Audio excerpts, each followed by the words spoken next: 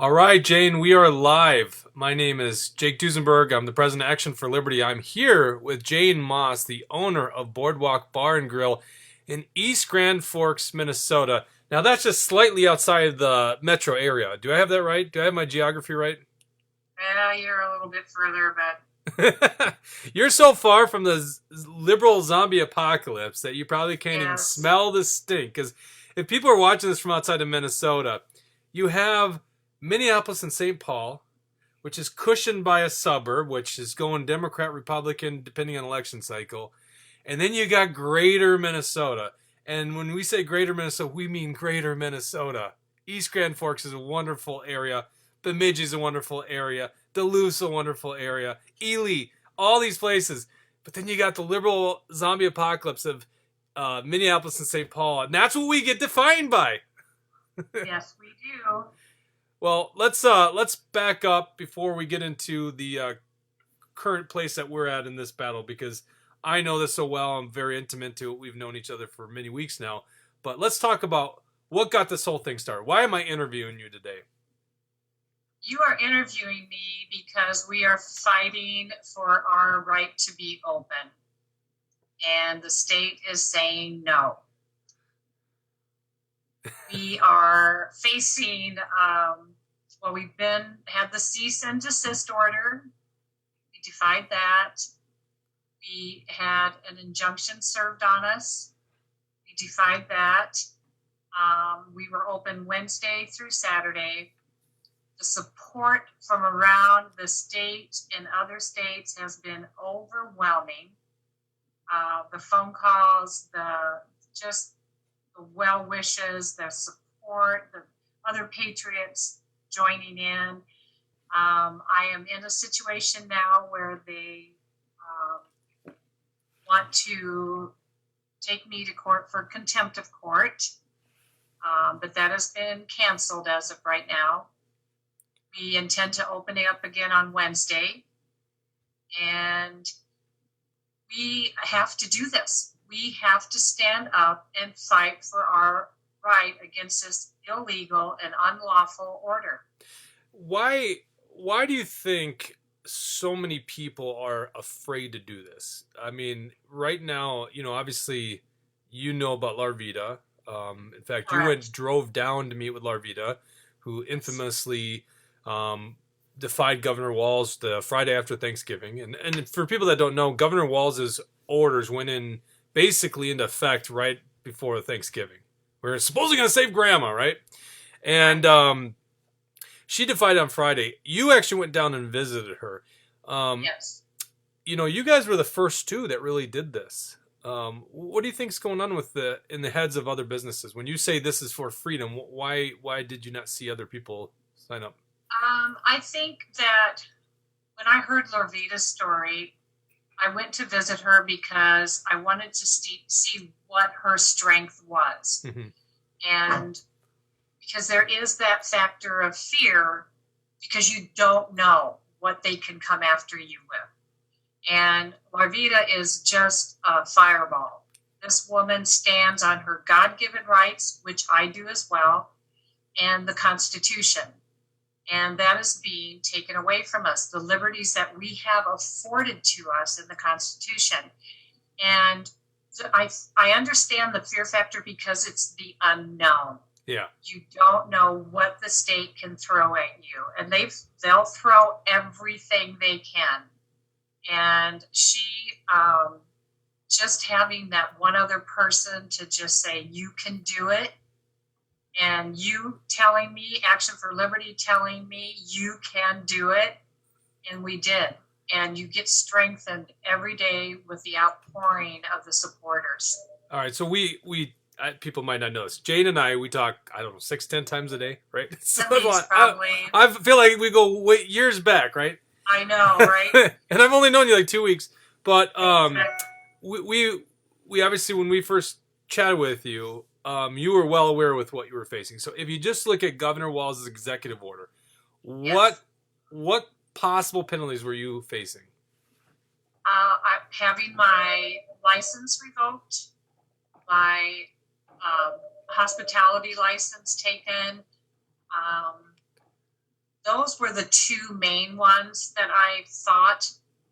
I didn't know about shutting me down. I honestly didn't know about that till they came in. The police came in first to show me the executive order, which I'm already familiar with. Very, very familiar with. Very familiar with, yes. After 9 months, you're very familiar. And then the next day, I received a cease and desist from the health department. Right. I did ask him the question, do I need to ask my patrons to leave? And he said, I'm asking you to close. And I said, do I have to ask my patrons to leave? And he said, I'm asking you to close. So he didn't tell me I had to, and I didn't have to ask my patrons to leave. Which is interesting because that's what the form says, is it's a cease and desist that you need to close. And he won't say it, right? He wouldn't commit to it. Now, it's funny. I was asking you this leading question, and you totally dodged it. It was amazing. Oh, I'm sorry. It's okay. You were facing jail time. Yes. You were facing jail time. People might not realize this. In this illegal executive order, Governor Walz right now thinks he's creating laws by himself. It says that Jane could be put into jail for up to a year for violating his decree, his unilateral order. And so the first conversation we had is, Jane, are you willing to go to jail? How did you answer that question? Yes, I'm willing to take it wherever it takes me. And that's what Loretta said, and that's why we liked you guys so much. And I personally, too, I mean, I was in the military for this country, so at one point I was willing to risk my life for this country. I certainly would go to jail over it. Unfortunately, I don't own a business that's a hospitality business or a fitness business. I kind of thought maybe I should open up a gym just to do this. It looks too gimmicky. But that's so cool, is that you guys have this courage, and I think that might be why some people are so fearful. But do you think that they're going to throw you in jail? Well, they didn't. They didn't, right? They didn't. I did get served the injunction for violating the cease and desist. The police did come in, and he pulled me aside. He wanted to take me to a private area, and I said, no, I need to do everything in public. And he said, Jane, we are not going to enforce this. We're not doing anything. We just have to monitor it and let the state know. That's all that happened on Saturday. So at this point, you believe local law enforcement, sheriff, and police chief, because you're actually in East Grand Forks, are not willing to carry out these unlawful orders. I believe they are not willing to carry them out, yes. So, and that's the question that I have for a lot of people that are viewing this, is if you have a business owner that's out there right now thinking about doing this, have a conversation with your sheriff or your police chief, because this is a real problem that these government gangsters have, is they're relying on our local police officers, people that are supposed to serve and protect, to carry out unlawful orders. And there's a lot that won't do it. The Public Safety Commissioner on December 7th, John Harrington, sent out a letter, and we posted on our Facebook page today. He sent a letter to all police chiefs and law enforcement officials in the state of Minnesota saying, these are fully enforceable orders. So the fact that he had to do that means most people don't really believe that. And Jane, I think we've chatted about this, but you're familiar with Chad over in Cloquet, the gun owner that they're going after? Yes. So Chad's actually a part-time police officer with Moose Lake Police Department. And he says that these things are unenforceable because there's no state statute behind it. Correct. So I think that's powerful. You got not only a business owner who's being told to shut down, but he's also a peace officer, and he's saying this is not enforceable. Right. So what's your message to the community people? Right now, it's hard to keep track. I think we're looking at upwards of 200 people planning on opening on Wednesday. So that's I almost said March 16th. I'm already like December. Well, you can see, you can see why it's Groundhog's Day. You see why I think it's March 16th? Because it's like we're back on March 13th, right? March 13th when this whole thing started. Yeah, right. Nothing's changed. Yeah. December 16th. Yeah. December 16th. December 16th. About 200 businesses are going to open up in defiance of the governor's order. I don't think this was going to happen without some early leaders like you and Larvita. What's your message to these people? Please open up and stand up for what you know is right. It's an illegal, unconstitutional order. We have every right as free citizens to do this. And Jake, Action for Liberty is so supportive. You guys have cheered me on. I keep looking for those calls just to say, hey, do it, you can do it. And everybody can do this. I have other businesses within my community that have reached out to me and said, Jane, I'm going to open. And I know one young man, he's 18 years old, owns a place, and he's opening up.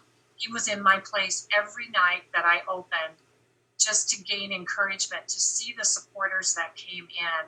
He's 18, and I'm so proud of him. It's been amazing. My employees are 100% behind me. They have been so grateful that I took a stand, and I did it for them in the beginning. It was because they were looking for answers. Unemployment had started for them. Christmas is here. Rent due. Yeah. Mortgage payments, getting food on the table. And they're looking at me, and I had to look in the mirror. And I had to say, somebody's got to do it. Well, Jane, you can't look to anybody else. You've only got you. So I took that stand, and the more it's grown, I've realized I have liberties here. I have God-given rights here. And I will not, they're going to throw guns at you, but you know what? We have the power of the people and our constitutional rights behind us. That's very well put. You know, I think about this as the Minnesota legislature is about to convene here for, what is this, the 8th special session or something like that? Because every 30 days when the governor extends his emergency powers, he's got to call them back. And these legislators, I mean, they're so pathetic. Mark Johnson, Senator Mark Johnson, and Deb Keel, the two legislators you have, they just had a press conference on, was that Friday? Wednesday or Thursday of last Wednesday or Thursday? It was Wednesday. Yeah, Wednesday. Okay, Wednesday. And they didn't even do it in your place. They did it across from your place in an empty theater. I'm just like, they're too chicken to even come over and do it in the fully open business. The person that's being bullied by their government officials. Right now, they're meeting up at the Capitol, and they're likely going to pass a bailout bill. So they want to take taxpayer money from all across the state and give it to both business owners, and it's a slap in the face too. I think it is $25,000 or something like that. Like that's going to solve everything, and then extend unemployment benefits. And it's really interesting when you talk about your employees who've got Christmas and shopping like that. There's this idea that if you teach a man to fish, he'll eat the rest of his life, right? But these guys, they just want to give him the fish, and I don't think that makes people happy. That's not the solution. These people want to be productive, especially when I'm seeing your customer base. I would imagine it's a really fun place to work at. It is a fun place, and the people that are with me have been with me for 5 years or more. We're a family, and they have had so much fun with these crowds that have come in when we were opened last week.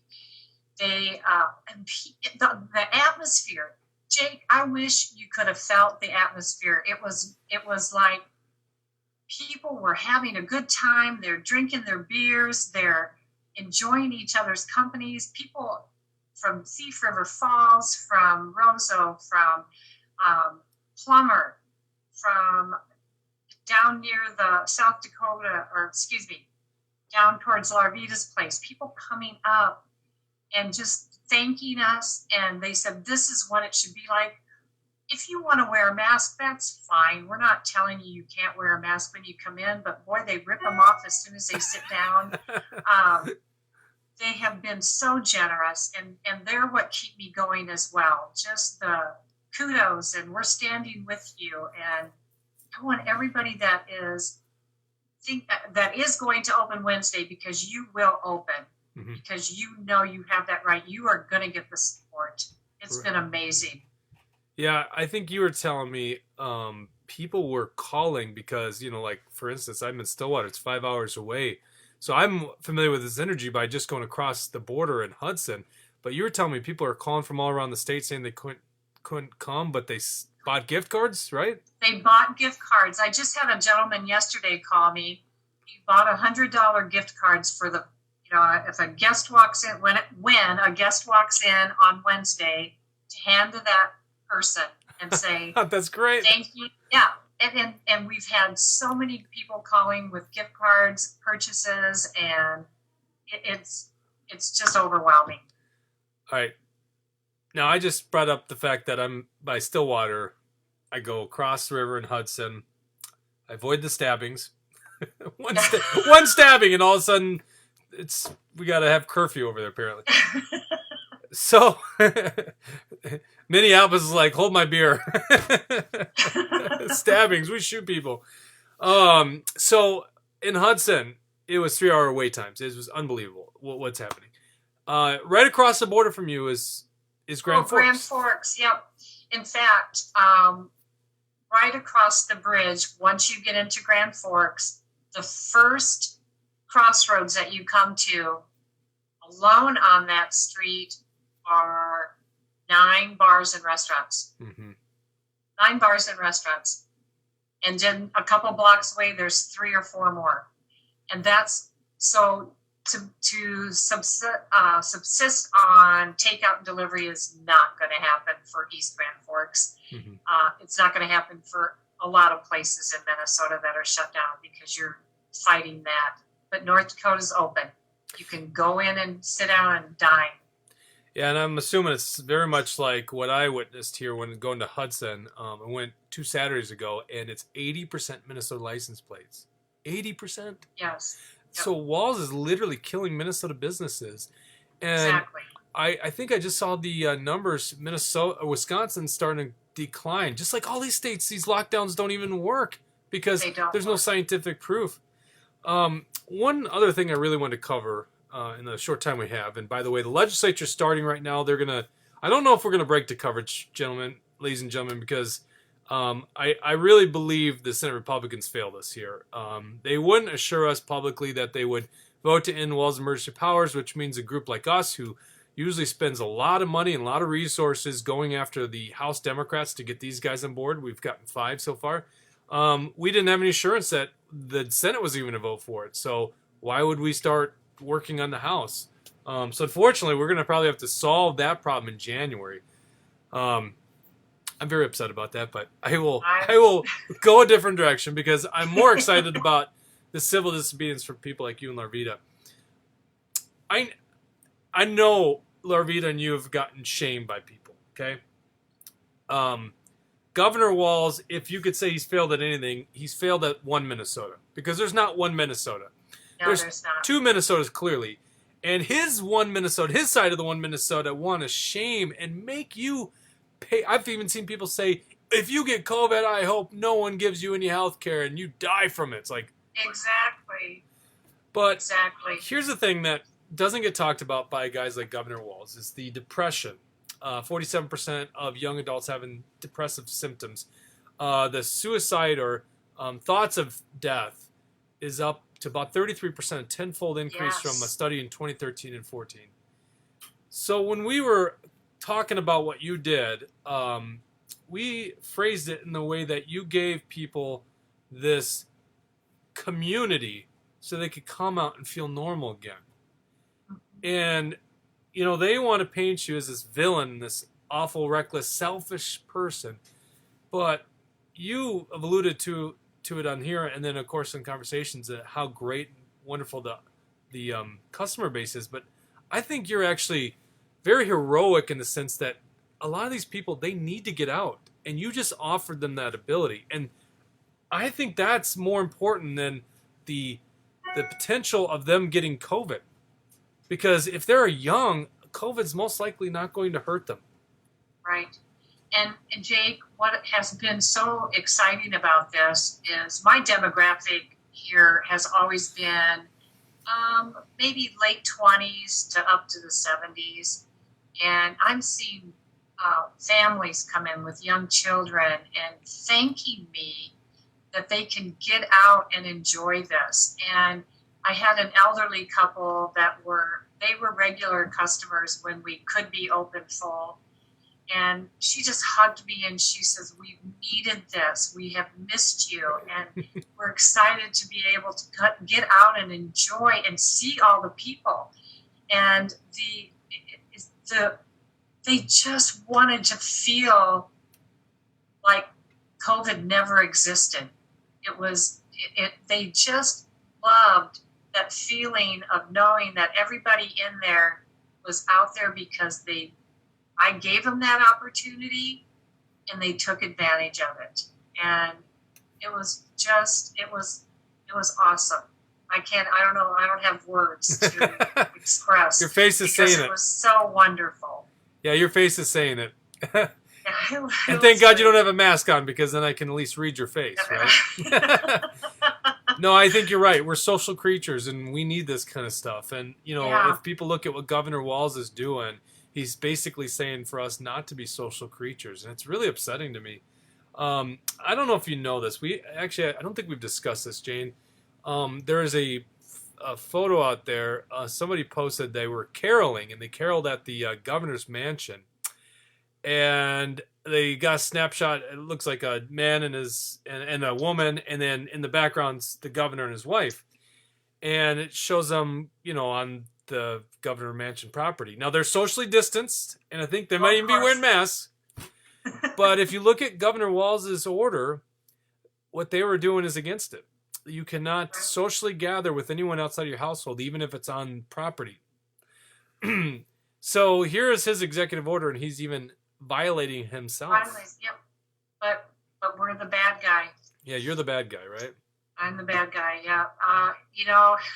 But it has never ceased to amaze me that they tell us to do what they say, but they don't do it. And it's been all over the nation for all the politicians. And that's why people are angry. That's why people need to step up, because why do we allow it to go on? I won't. We need to open the doors, people. Right. I refuse to allow this. I quit COVID back in June, by the way. So this is so. I just think this is unbelievable, and we're not operating as a republic anymore. And I think that's the crux of this matter: is if we really are fine with one guy pretending he has all the scientific answers and can just decree something, and we all have to follow it, I think we've lost our country. And maybe that's what's at play here. Maybe that's what people want. Not me. Not me either. Jane, you unfortunately have to be in court at some point, although the recent court case has changed. I think you might be getting a different judge, because you were initially the Attorney General Keith Ellison. Yeah, that radical. He went after you with an ex parte injunction. So essentially, without your knowledge, he went and got court approval by a Tim Walz appointed judge. Yes. So you can imagine Jane's got a fair shake here, right? A real fair shake. Judges really aren't that impartial. I think everyone understands that with this whole battle of the Supreme Court. So, so the original judge was a Tim Walz appointee in March of this year. So it looks like you might be getting another judge, which is good, but I don't know if I always trust these rogue gangsters. So I think the message remains that people need to take liberty in their own hands and do what's right. But with that being said, go to actionforliberty.com. We got the website right here on this video. And we got a legal defense fund for Jane set up. It's doing really well today. We just pretty much launched it this morning. And we do want to help Jane out, because she's going to be incurring some legal funds. And Larvita Darius with Reopen Minnesota set one up a couple weeks ago. So you could check Reopen Minnesota's page to help out Larvita. But we want to just tell you how much we appreciate what you're doing, Jane. I think I know I've said this and it's probably getting old, but I think of you as a hero. I could not put this into enough words, what this means to people like me who really care about liberty. I mean, it's in the name of organization, right? And I just don't think in 10 years I could accomplish what you've done in just a couple weeks by standing up in defiance of the governor. So I applaud you and thank you for that. Thank you, Jake, and thanks Action for Liberty, because without your encouragement and support, there have been days, but you guys are always there for me. Thank you. I'll never miss that phone call, even if I'm running, right? That's right. Thanks. All right, well, thank you very much, Larvita. And guys, go to actionforliberty.com. You could check out Jane's awesome restaurant up in East Grand Forks. It's the Boardwalk Bar and Grill. You could Google it or just go to boardwalkbarandgrill.com, right? BoardwalkEGF.com. Boardwalk EGF as in EastGrandForks.com. Thank you very much, Jane, and take care, everybody. Thanks, Jake.